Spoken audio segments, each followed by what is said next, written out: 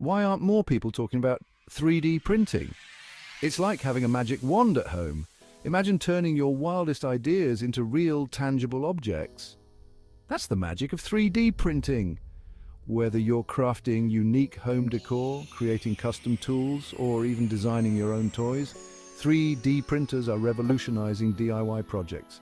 So how does it work? Think of it like a high-tech glue gun. 3D printers build objects layer by layer using materials like plastic, metal, or even chocolate. Yes, chocolate. First, you design your item on a computer. Then the printer reads your design and starts printing it one layer at a time. Before you know it, your creation comes to life, right before your eyes. And the best part? It's more affordable and accessible than ever. So whether you're a tech newbie or a seasoned maker, diving into 3D printing can open up endless possibilities. Ready to unleash your creativity? Give 3D printing a try and watch your imagination come to life.